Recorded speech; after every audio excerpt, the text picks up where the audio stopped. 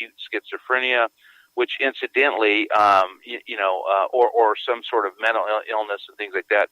And, back in the day, and you talk about in ancient Egypt, or you talk about the Mayans, or you talk about the Aztecs, if you were a visionary, as a small child, or you've seen visions, they would throw you into a priest category. They would say, okay, this is a medicine man, and they would actually exploit the visionary to help the tribal, or in Egypt to help the people as far as with that. You'd be in a priest class. Well, you know what they do to you now? If you're a kid around 10 or 11 years old, or even younger, who claims that you've actually seen ET, what they like to do is they like to medicate you, and and set you apart as something as odd, which I think is odd and really, strange. Yeah. Odd and strange, or imaginative, or whatever. But they do there is a thing called acute schizophrenia. Now, scientists have actually classified this condition, and we're not talking about paranoid schizophrenia. We're talking about acute schizophrenia. Acute schizophrenia it comes along. It's not every day. It's, you're not looking at men, men behind the bushes, or you're not paranoid, et cetera, et cetera. Well, these are episodes of people that have had these. For some reason, the channel of their whole being opens up for a short time. Okay, and again, with the post PSTD, that whole thing, it leaves an indelible imprint in your subconscious, just like a major event. Well, a lot of scientists, they keep on wanting to. The first thing they say, "Hey, I want a picture of you and ET, having a Budweiser beer together." Well, it doesn't work that way. And I think in the sensitivity as far as towards people that have or always looked at, and incidentally, this is also going in my own career. I mean, first of all, I used to do some pretty big business deals all over the world, either in oil and gas or in investment banking. I did several oil and gas deals, several mining deals. Large capitalization with a bunch of suits.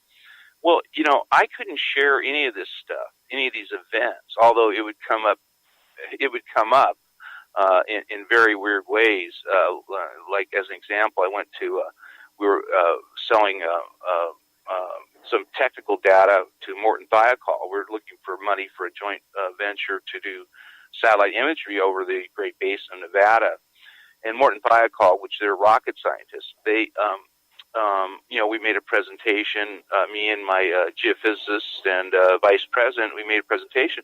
And I had a man, serendipitously, who was a rocket scientist, keep looking at me, and it was almost scary, because he kept on asking me where I was from. And I said, I'm from California. I was born in California. He says, and I lived out in the desert.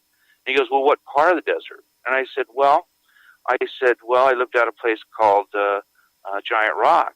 And I first kind of danced around, because he made me a little bit on the nervous side, asking me these kind of probative questions as far as where I was from. But, I was just kind of very casual about it. And he goes, yeah. He says, do you know a guy named George Van Tassel? Well, he's my uncle. Anyways, so I think, oh God, I'm outed. I'm outed with the UFO nuts. But really, where the meeting went from, he was the lead scientist there. It went from really, trying to sell his data to this very, very for about a 3-hour period of a very detailed back and forth thing about extraterrestrials and some of my uncle's work in space-time travel, which he was involved with that, and a lot of research involved with that. And at the end, he told me, he says, I wouldn't be, my uncle used to do a show called Long John Neville's radio show, and it was Larry King actually took it over. Really popular late night show, precursor to all the recent shows, radio shows. What year roughly was that? 1950. Okay. Yeah, 1950 and 1960. Yeah, and it's called the Long John Neville Show. And Long John was a very, very, very popular guy. But a lot of people used to listen to Long John Neville, because he would bring on people like my uncle George Van Tassel, anybody who was controversial, and he'd have guests like Jackie Gleason come on, and they would actually just argue the point in a very colorful way, argue the point back and forth. All the 50s personalities would frequent this show. But anyways, this one guy from Morton Thiokol, this rocket scientist, he used to listen to this. He says the reason I got into rocket scientry is because of your uncle. And I thought, and from what I took, the takeaway of that whole thing was, listen, that's great, because conversation stimulates a lot of different things, and it wasn't just him. It was, I ran into the who's who. One guy ran he was actually became a director of my company. He ran Toyota North America for Madison Avenue. So very I was powerful kind of people. Absolutely, and people who were open, who had their minds opened up, for this whole thing, which that always surprised me. And so there's kind of this little hidden group of people that were followers of what my uncle was doing back in the day and what he was saying, and as far as with what his interaction with extraterrestrials and what have you. So I got a lot of very interesting feedback. It was kind of like during the when I was growing up, first of all, he died in 1978. So that was and my conversations were somewhat limited. I had many conversations, but they were just limited. As far as I never really got into the because of my age and my interest. And the other thing too is that I was trying to be cool. Back there's the difference between being kind of crazy and cool, and during the time period, for me, at least my own impression, and my age, I didn't want to share. Can you imagine standing up in high school or even junior high school and sharing this information?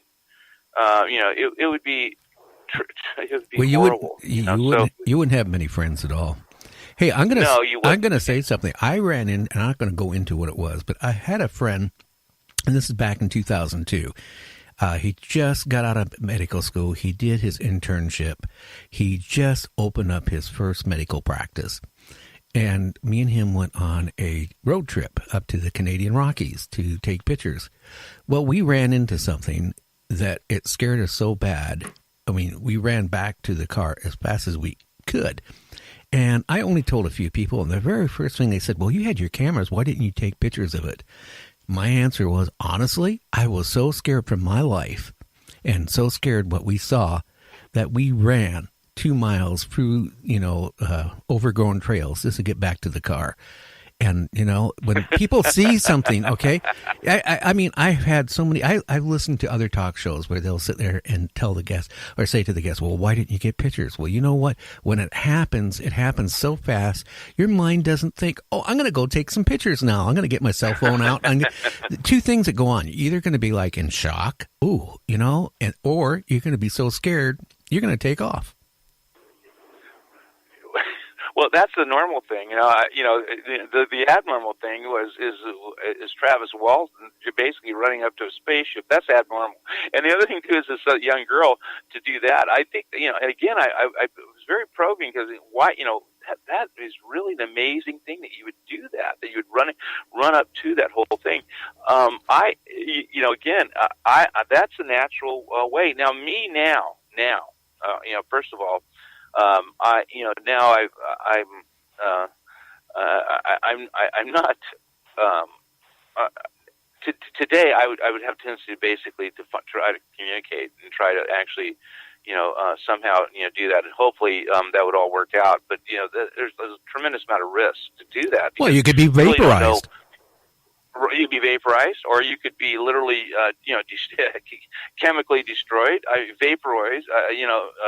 There's a whole litany of ways you could end up dying, as far as that. But my whole thing would be is if they were actually coming towards me or wanting to talk with me, then where I've the closest thing I've had to that since I was since I've been an adult was about 3 years ago when I actually had one that was over the I had a craft that was over the city of Ensenada, and I was driving Ensenada, Mexico, and I was driving to pick up my brother-in-law early in the morning at 4 o'clock, and that thing stood still, and it wasn't. It wasn't a helicopter, it wasn't a plane, it wasn't a satellite. It was a very, very bright light, I kept on looking at that thing. How far up was it? Was it hot? In my case, it wasn't that far up, but it made absolutely no sound at all. Absolutely no sound. Nothing. Where I first was, it was roughly about 10 miles. No, I would say about 10 miles away, and roughly, I would say probably 10,000 feet. But it was very, very visible at that time of the morning, and I'm looking at it, and as I'm driving through these winding roads towards Ensenada, which as far as where our house is on the beach, but it's about 50 miles south. So what I did is I kept looking at it, and I go, what the hell is it? What is it? And it kept on. It just stayed there, and it really just stayed there. And then it started moving towards me, and it was almost like it was almost like a telepathic thing that was going back and forth. And it came right up, and I was in my car, and what I did was I pulled over, and I looked at that thing, and it came down about to 1,000 feet, and it stayed there. And I was just I was mesmerized by the whole event, and it was really. What I was getting out of it was, it was this sense of almost well-being that I was getting looking at this thing. What did it look like, Chad? It was just a light. It was it was an orbital light. I didn't see any craft or anything like that. It was just it was like almost like an orbital, just a very, very bright light. How big around? How big a light? It was almost like a. It would be like I would say about 250 feet around. As far as that, and it was an orbital, little round, but the light was very bright, and it was coming, and it was almost. I felt like it was a telepathic communication, telling me that what I was doing was right, which was again, as far as with my whole message and coming out, et cetera, and so I had a real sense of that. And then as quickly as I was there, it disappeared. Poof, gone. Just like what I went through. Gone. I mean, gone. I mean, and I was absolutely. I was a little, I was kind of a little overwhelmed, as far as that. And of course, I'm not bashful, at least in my wife's family. They're not really into UFOs. But, and Ensenada, Mexico, is very close to San Diego. I was picking my brother-in-law and sister-in-law from the airport that morning. And it's very close. And so I'm on cloud nine talking about this thing with these people that are driving me in the car. Oh God! But how were they? Now, Chad. Now, how were they looking at you? I know that's. I kept on looking. I said, "Well, they go, well, and then, I mean, this is a new thing to them, but it's like, well, I guess, and I told them, I said, that's exactly. I explained to them exactly what that had how that had happened, and so yeah, the conversation was very illuminating for them on the way. I picked them up from the airport, brought them to our house, and we had a lovely time with them. So, but anyways, I kind of think of some of these things that when they come up, when I look back, like when you mentioned that, what would they be thinking? Well, I mean, I had a book out, and I guess they've kind of gotten, they pretty much, well, first of all, like my wife, I've been married to the same woman's, knock on wood, since 1980. And so they thought I was a bit strange, anyways. When I even back then, but I've managed to kind of tough it out. But they've always, they don't say too much. But as far as this stuff, and there's no, it's not confrontational. Of course,